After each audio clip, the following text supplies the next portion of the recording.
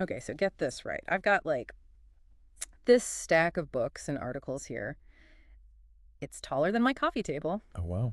Yeah, it's all for us, all about communication and relationships. Hmm. All from a book called Strategies for Effective Communication and Healthy Relationships. And I'm already feeling smarter just looking at it. Right. But let's be real. I'm gonna need some help Yeah. unpacking all this wisdom. I'm happy to dive in. Communication is such a fascinating topic, right? Absolutely. It's the foundation Uh-huh. for so much in our lives. It's like the secret sauce to pretty much everything. Work, friendships, family, Yeah.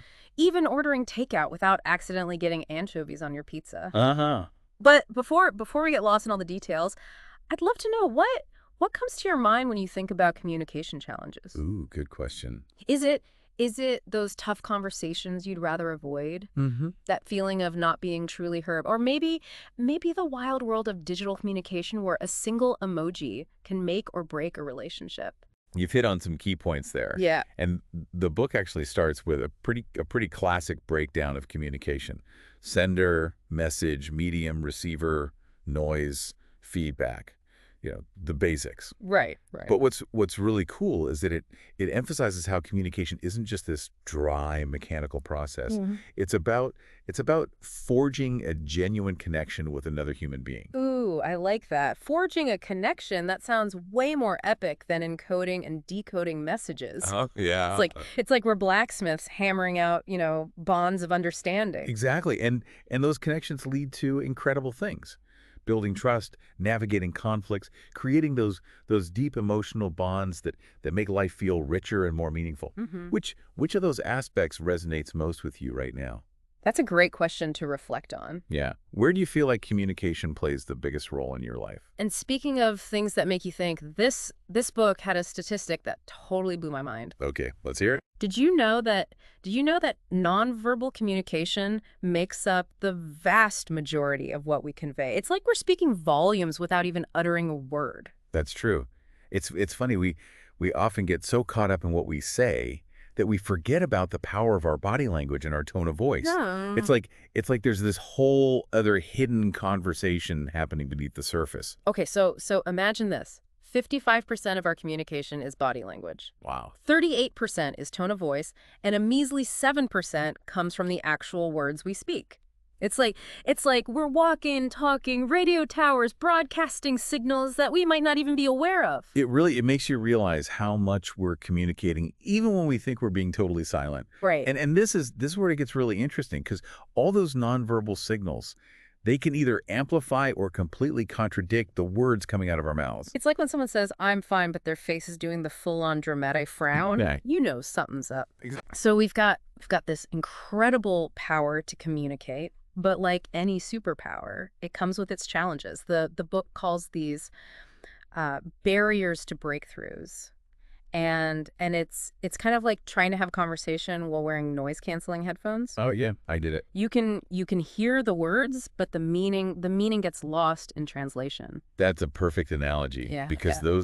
those headphones, those can be anything. Yeah. Our own biases, Mhm. emotional baggage from past experiences, unresolved conflicts, all those things we carry around that can distort how we perceive and interpret what others are saying. Ugh, the baggage. Yeah. I'm picturing those overstuffed suitcases, Ah. people try to cram into the overhead bins on airplanes. Exactly. It's no wonder we have communication breakdowns when we're trying to connect with all that extra weight slowing us down. Right. And in the book, it's specific about the kinds of baggage we often carry. Oh, Things like racial and ethnic biases, gender biases, ageism, all these deeply ingrained societal patterns that can lead us to misinterpret, dismiss, or even completely miss what someone is truly trying to communicate.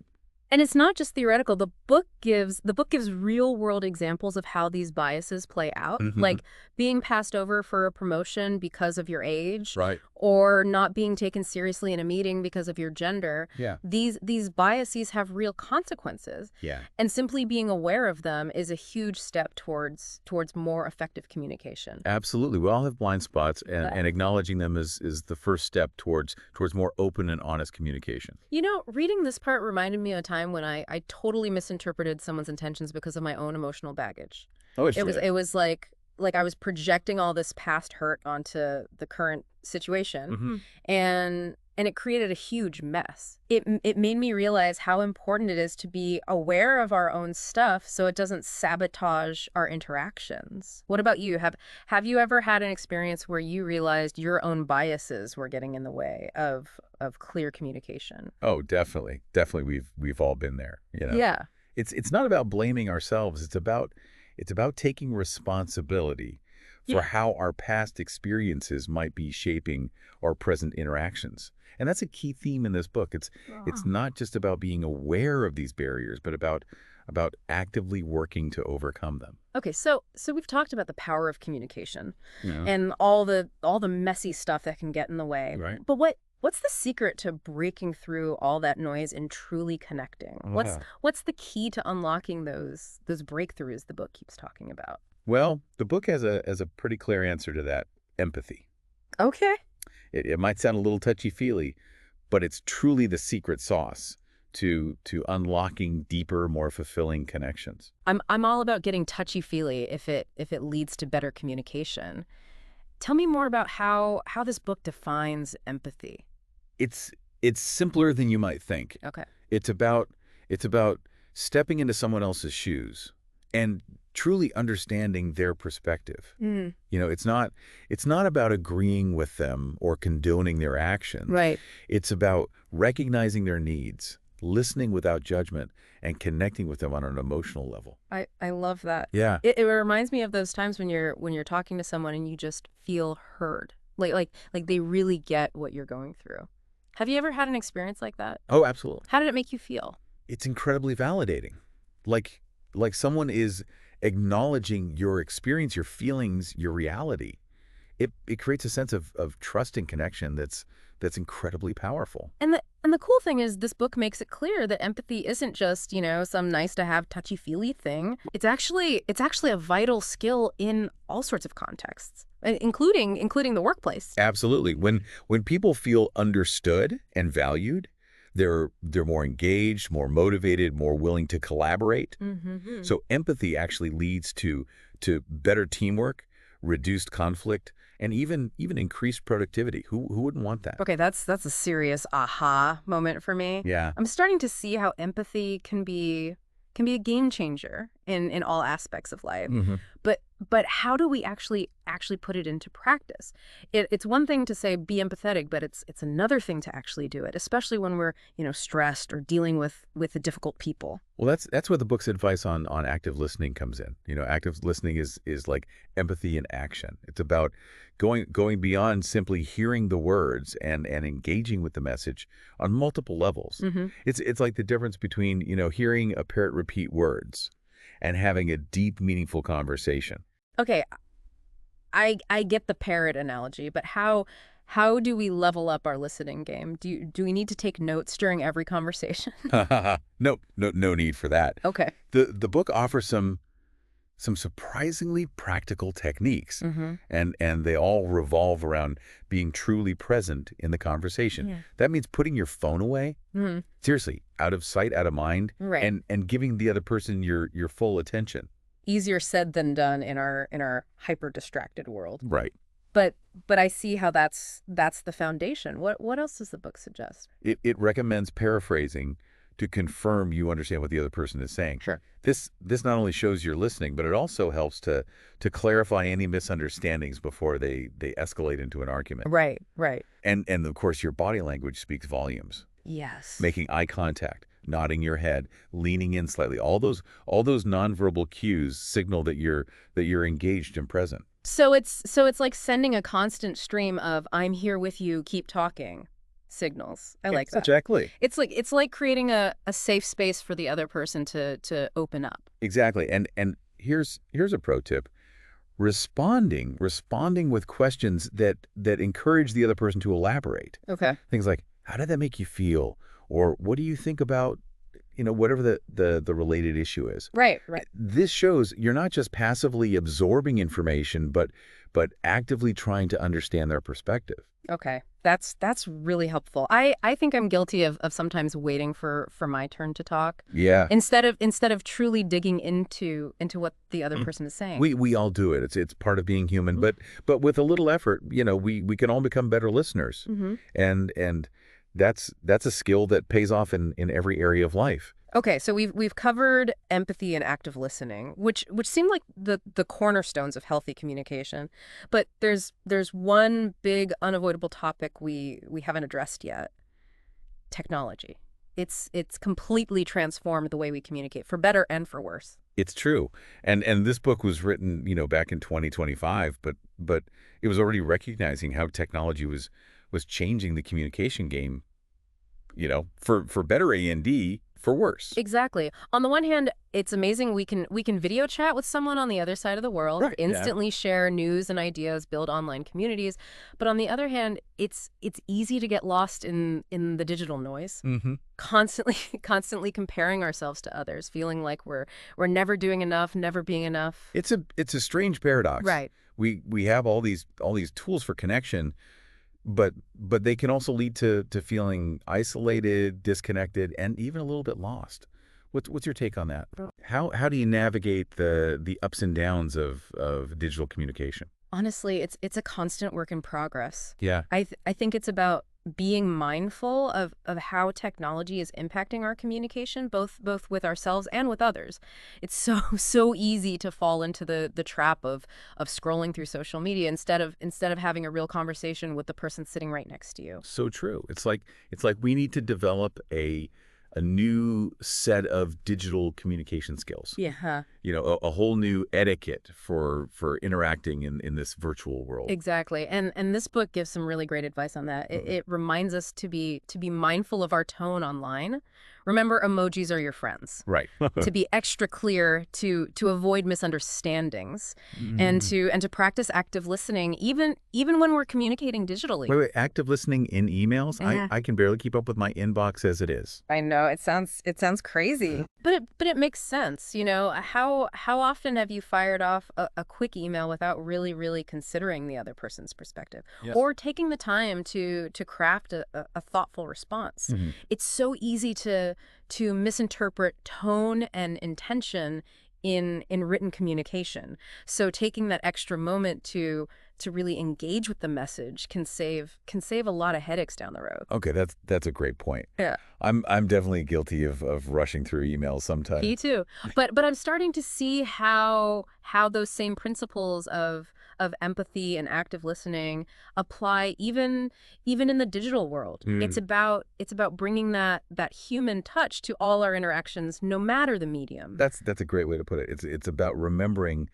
that there's a real person on the other side of the screen Yeah. with their own thoughts, feelings, and experiences. Okay, so we've covered a lot of ground here. We have. The power of communication, the barriers that get in the way, the importance of empathy and active listening, and even how to navigate the tricky terrain of digital communication. Right. But I wanted to zoom out for a moment Okay. and talk about the bigger picture. This book dives into how communication impacts different areas of our lives, like romantic relationships, family dynamics, and even the workplace. Mhm. It's like communication is the key to unlocking deeper, more fulfilling connections in every aspect of our human experience. It absolutely is, and that's where things get really interesting. Are you Right. are you ready to explore how communication shapes these different areas of our lives?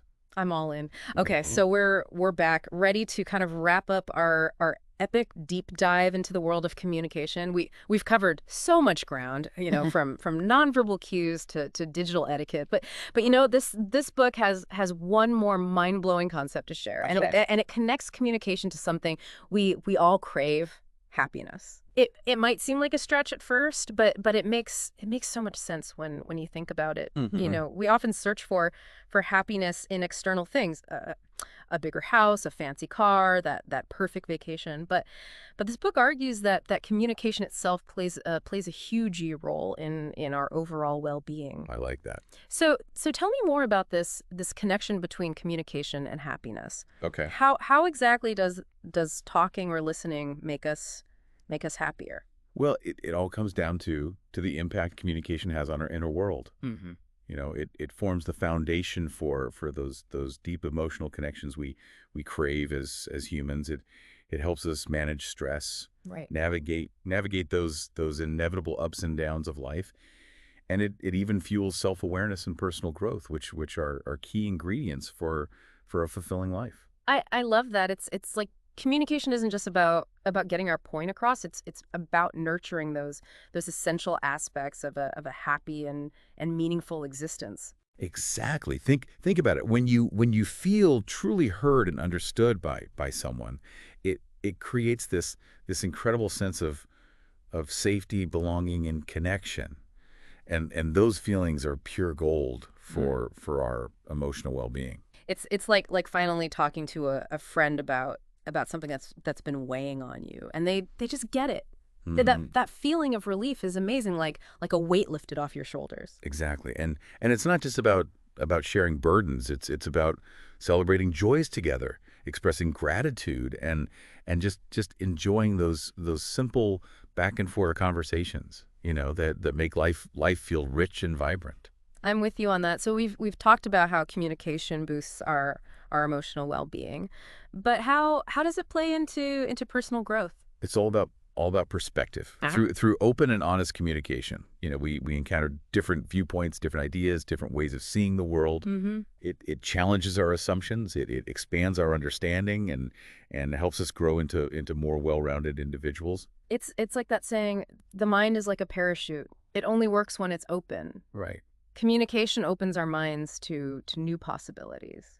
I love that analogy. And remember, communication isn't just about talking. It's about actively listening, observing, and reflecting on what we hear.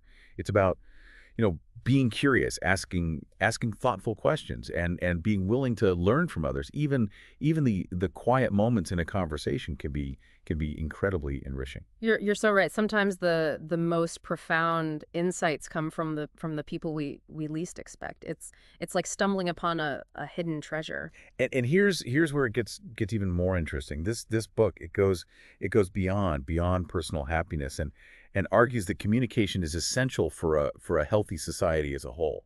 Oh, wow. Now you've really got my attention. Tell me more about this connection between communication and a thriving society. It all comes back to that fundamental human need for connection. Communication is the tool that helps us build meaningful relationships, collaborate effectively, and create a sense of community. It's Hmm. it's how we work together towards common goals, resolve conflicts peacefully, and create a more harmonious world. Wow, that's powerful. So it's not just about individual happiness. It's about creating a ripple effect that benefits everyone. Precisely. And here's the best part. It, the book it reminds us that effective communication is a skill we can learn and improve upon throughout our lives. It takes effort, it takes practice, and a willingness to step outside our comfort zones. But the rewards are immeasurable. We've reached the end of our deep dive into strategies for effective communication and healthy relationships. And I feel like my communication toolbox is overflowing with new insights and strategies. Me too.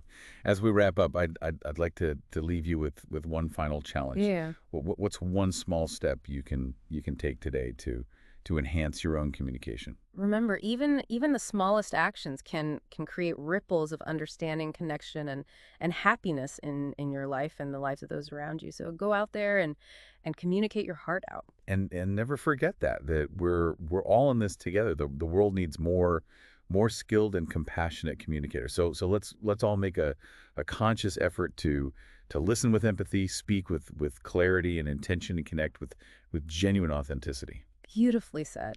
And on that inspiring note, it's time for us to say goodbye. Until next time, keep those communication channels open, those conversations flowing, and those connections strong.